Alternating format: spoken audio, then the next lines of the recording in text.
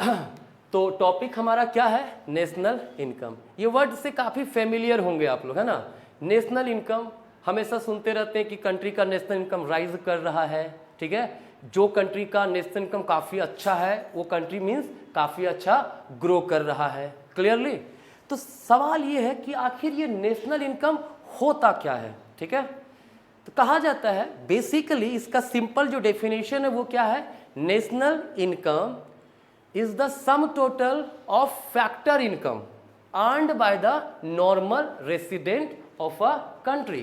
क्या कह रहा है, नेशनल इनकम क्या होता है, सम टोटल होता है किस चीज का, फैक्टर इनकम का। किसका, फैक्टर इनकम का सम टोटल। और ये फैक्टर इनकम किसके द्वारा अर्न किया हुआ होना चाहिए, बाय नॉर्मल रेसिडेंट। किसके द्वारा, नॉर्मल रेसिडेंट, राइट। अगेन ध्यान रखिएगा, national income is the sum total of factor income earned by the normal resident of a country in an accounting year, right?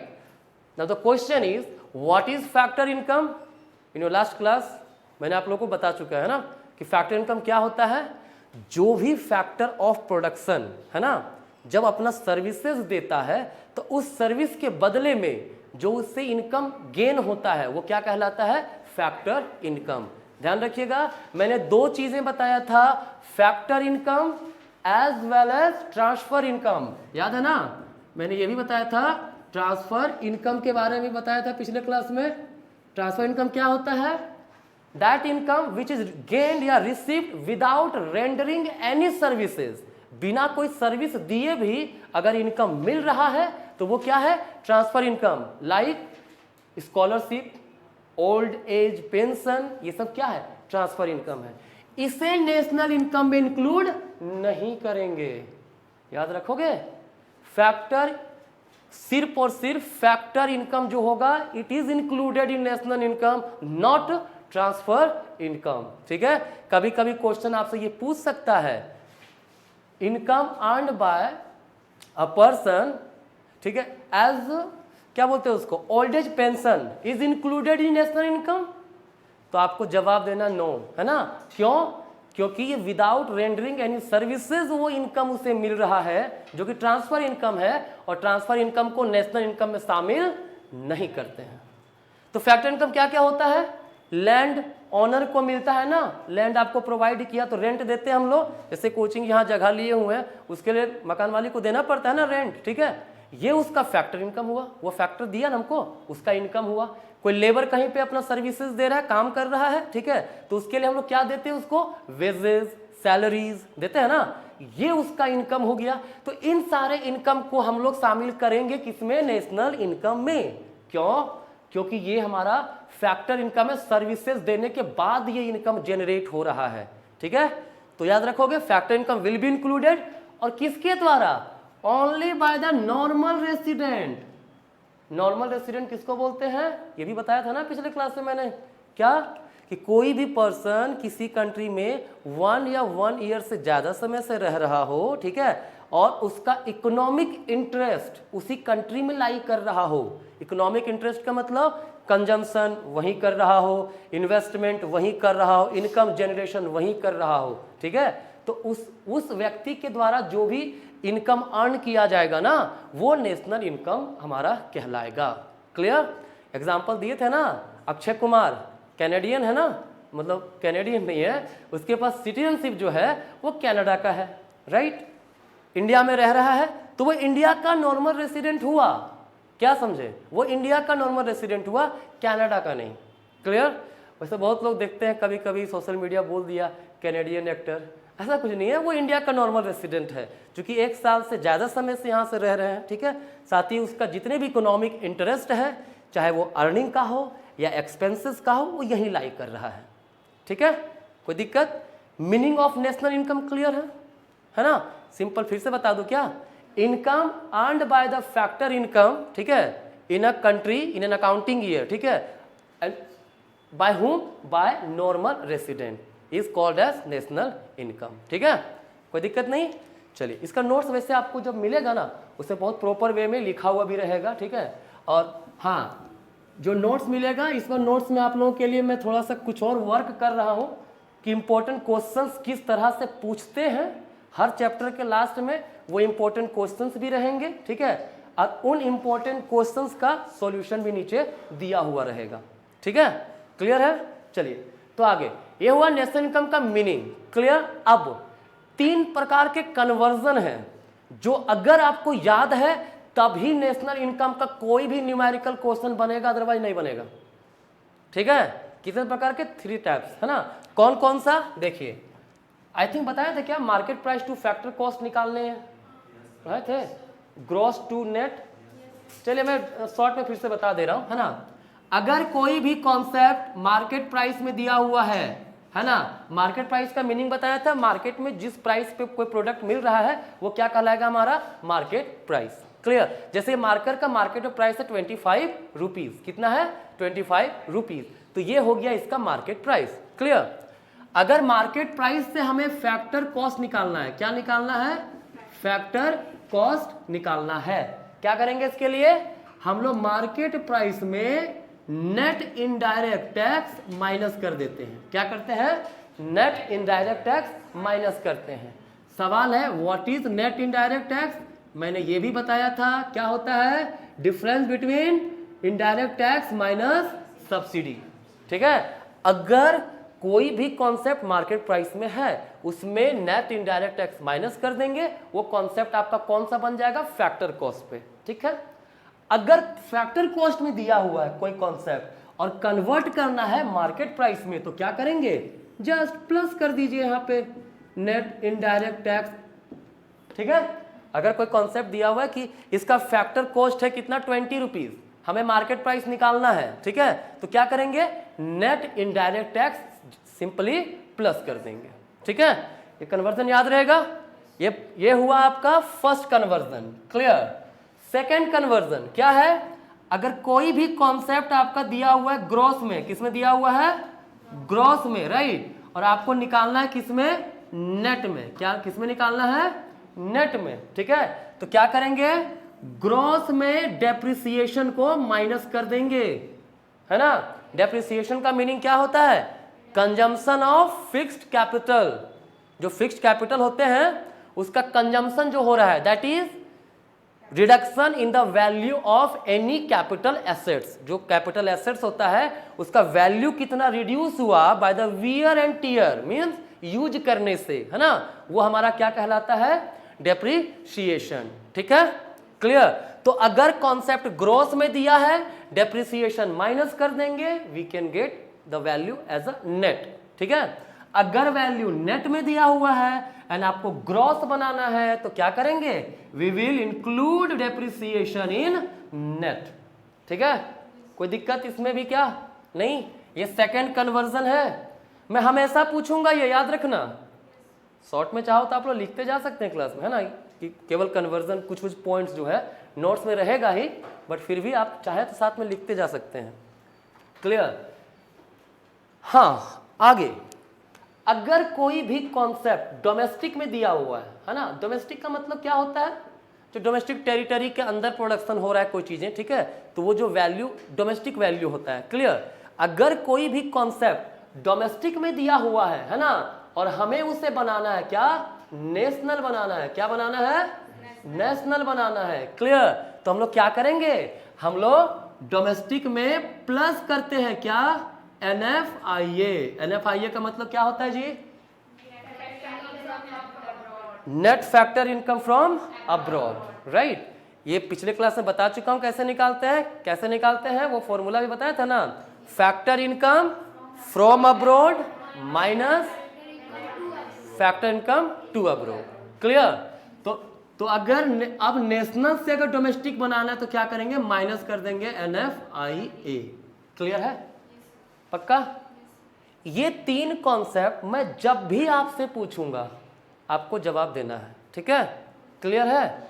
अभी तुरंत आपको 5 मिनट के बाद पता चल जाएगा कि इसका यूज क्या है, क्लियर है। चलिए आगे बढ़ा जाए। कर दूं इरेज? इधर तो कर ही सकते हैं। तो यहां तक क्या था आपका? सिर्फ नेशनल इनकम का मीनिंग मैंने समझाया आप लोगों को, ठीक है। और इसके अलावा मैंने आपको क्या समझा दिया, कन्वर्जन, ये 3 प्रकार के जो कन्वर्जन थे वो, है ना। अब आप लोगों को मैं बता रहा हूं एग्रीगेट्स के बारे में। किसके बारे में? Aggregates of national income. मतलब नेशनल इनकम में कौन से एग्रीगेट्स जो होते हैं उसका यूज होता है, ठीक है। अब वो एग्रीगेट कौन कौन से हैं, मुझे उम्मीद है आप लोग जरूर कभी ना कभी सुने होंगे। जीडीपी सुने हैं?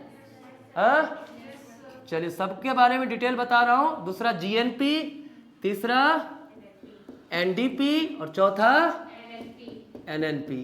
क्लियर है? GDP full form gross domestic product, clear.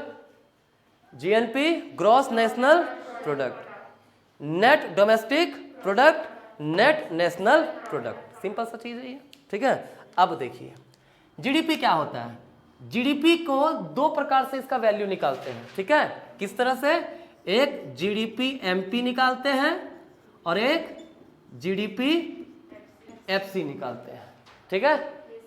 Clear? मतलब एक कॉन्सेप्ट मार्केट प्राइस पे, दूसरा कॉन्सेप्ट फैक्टर कॉस्ट पे, फैक्टर कॉस्ट।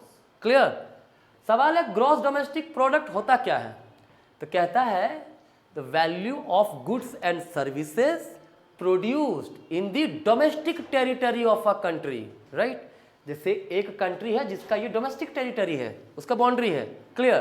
तो इसके अंदर जो भी गुड्स एंड सर्विसेज प्रोड्यूस किया गया है उसका वैल्यू क्या कहलाएगा? ग्रॉस डोमेस्टिक प्रोडक्ट, ठीक है। One of the best indicator है ये, कितना वेलफेयर इकोनॉमी का हो रहा है, इकोनॉमी कितना डेवलप कर रहा है। अगर जीडीपी बढ़ रहा है ना तो हम लोग क्या बोलेंगे? नेशन, हमारा कंट्री जो है वो बढ़ रहा है आगे, ठीक है। जीडीपी घट रहा है तो बोलेंगे नेशन हमारा बहुत अच्छा ग्रो नहीं कर रहा है। याद होगा कोविड के समय में जीडीपी काफी गिरा था हम लोग का, जब लॉकडाउन चल रहा था ना पूरा साल 2020 का, तो जीडीपी पूरा गिर गया था। तो क्या हुआ था, मतलब हम लोग का जो प्रोडक्शन कैपेसिटी था, कंट्री का जो ग्रोथ था वो क्या हुआ था? कम हो गया था उस समय। क्लियर है? चलिए, तो अब इसको अगर हम लोग मार्केट प्राइस के बेसिस पे मेजर करें तो वो क्या होगा? GDP at market price. जब उसे फैक्टर कॉस्ट पे मेजर करेंगे तो क्या होगा? GDP at factor cost. Clear? GDP at market price कैसे निकालते हैं, न्यूमेरिकल आगे समझाएंगे, है ना। अभी सिर्फ सबका मीनिंग समझा रहा हूं, ठीक है। The market price of goods and services produced in the domestic territory of a country will be called as GDP MP, ठीक है। अगर आपको निकालना है जीडीपी एफसी, एक बार जीडीपी एमपी निकल गया, क्या करेंगे? जीडीपी एफसी कैसे निकालेंगे? अभी मैंने बताया था मार्केट प्राइस पे आ गया ना कॉन्सेप्ट, हमें क्या चाहिए? जीडीपी एफसी चाहिए ना। Market price two factor cost कैसे निकालते हैं? एनआईटी माइनस करते हैं, NIT net and direct tax, क्या होगा? GDP MP minus net indirect tax. अगर ये निकल गया है, इजिली निकल गया ना, ये सिर्फ नेट इनडायरेक्ट टैक्स को माइनस कर देंगे। क्लियर है? कोई दिक्कत नहीं। आते हैं जीएनपी, तो जीएनपी में भी 2 कॉन्सेप्ट होंगे, क्या क्या?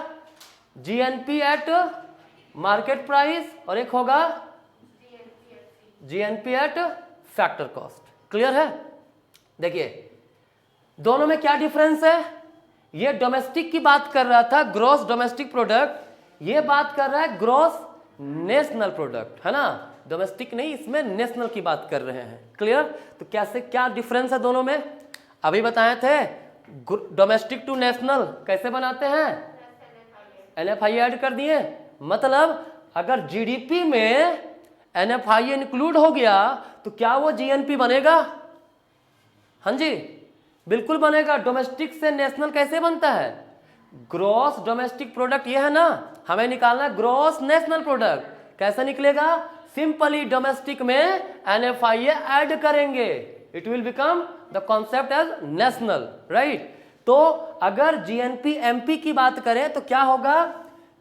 Gross domestic product at market price, है ना। इसका सिमिलर देखेंगे, यहां पे है ना जीडीपी एमपी, तो जीडीपी एमपी में हम लोग प्लस कर देंगे क्या?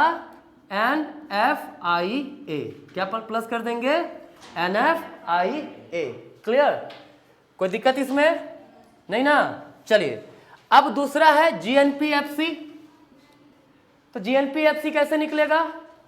मैंने बताया है, एक बार आप एमपी का कॉन्सेप्ट निकाल लिए, इसको तो निकाल लिए ना, हमें अब एफसी में चाहिए, सिर्फ क्या करेंगे, GNP MP minus net indirect tax, यही ना होगा। Market price two factor cost निकालना है, सिंपल सा। कैसे? ये निकाल लेंगे, पहले ये निकाल लेंगे हम लोग, कैसे, जीडीपी एमपी प्लस एनएफआईए करके, उसमें हम लोग माइनस कर देंगे नेट इनडायरेक्ट टैक्स, क्या बन जाएगा, जीएनपी एफसी। कोई दिक्कत? क्लियर हो रहा है? क्या वही 3 कन्वर्जन जो उसी पे सारा चीज हो रहा है ना, कुछ अलग तो नहीं है?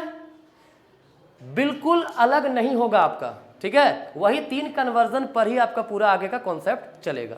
क्लियर है? चलिए नेक्स्ट, एनडीपीएमपी क्या है, नेट डोमेस्टिक प्रोडक्ट। क्या है? Net domestic product. शुरुआत में पढ़े क्या, ग्रॉस डोमेस्टिक प्रोडक्ट था, निकालना क्या है, नेट डोमेस्टिक प्रोडक्ट। क्या डिफरेंस होता है ग्रॉस और नेट में? डेप्रिसिएशन का होता है ना। ग्रॉस से नेट कैसे निकालते हैं, अभी बताया था मैंने। ग्रॉस में अगर हम लोग depreciation that is consumption of fixed capital minus कर देंगे, क्या बनेगा, नेट बनेगा, है ना।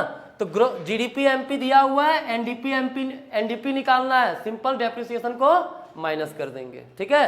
तो भाई इसमें भी तो 2 कॉन्सेप्ट होंगे ना, क्या क्या, एनडीपी एमपी और एनडीपी एफसी। एनडीपी एमपी कैसा निकलेगा, जीडीपी एमपी हमारे पास है, जीडीपी एमपी में माइनस कर दो क्या चीज, डेप्रिसिएशन होगा। अगर जीडीपी एमपी में हम लोग माइनस कर दिए डेप्रिसिएशन, नेट वैल्यू बचेगा ना, एनडीपी एमपी। क्लियर? अब अगेन हमें निकालना क्या है, एनडीपी एफसी, ठीक है। एनडीपी एमपी निकाल लिए, क्या करेंगे, एनडीपी एमपी माइनस एनआईटी। कोई दिक्कत नहीं? बस वही 3 कन्वर्जन यूज हो रहा है हर कॉन्सेप्ट में। आगे भी नेशनल इनकम चैप्टर जहां तक चलेगा ना, ये 3 कन्वर्जन आपका कंटिन्यू चलता रहेगा, ठीक है। लास्ट देखते हैं एनएनपी, है ना। क्या क्या है, नेट नेशनल प्रोडक्ट। इसमें क्या डिफरेंस है देखो तो, ये नेट डोमेस्टिक प्रोडक्ट था, ये नेट नेशनल प्रोडक्ट है। मतलब domestic national, domestic to national कैसे बनता है, एनएफआईए को ऐड करके, ठीक है। तो इसमें भी 2 कॉन्सेप्ट होंगे हमारे, क्या, एनएनपी एट मार्केट प्राइस और NNP eight factor cost. NNP MP क्या होगा, net national product at market price अगर आपको निकालना है, अगर आप एनडीपी एमपी निकाल चुके हो, है ना। देखो क्या करेंगे, एनडीपी एमपी प्लस एनएफआईए होगा। जैसे एनडीपी एमपी में एनएफआईए जोड़ा मैंने, क्या बन गया, net national product at market price बन गया वो, ठीक है। अब एनएनपी एफसी निकालना, क्या होगा, एनएनपी एमपी निकल गया ना, एनएनपी एमपी क्या करेंगे, माइनस नेट इनडायरेक्ट टैक्स, बन गया एनएनपी एफसी। कोई दिक्कत नहीं ना, सीधी सी बात है, हर पॉइंट हर कॉन्सेप्ट एक दूसरे से रिलेटेड है। क्लियर? अगर आपको निकालने बोला डोमेस्टिक इनकम, क्या निकालने बोला, डोमेस्टिक इनकम, तो वो होता है एनडीपीएफसी। क्या होता है, एनडीपीएफसी। याद रखना, क्वेश्चन में लिखा रहेगा कैलकुलेट डोमेस्टिक इनकम, किसको बोलते हैं, एनडीपीएफसी को बोलते हैं, ठीक है। अगर बोला कैलकुलेट नेशनल इनकम, आपको निकालना है एनएनपीएफसी। मतलब NDPFC domestic income, NNPFC national income. Clear है? तो ये थे सारे आपके एग्रीगेट्स। कोई समस्या इसमें है क्या? नहीं ना? चलिए।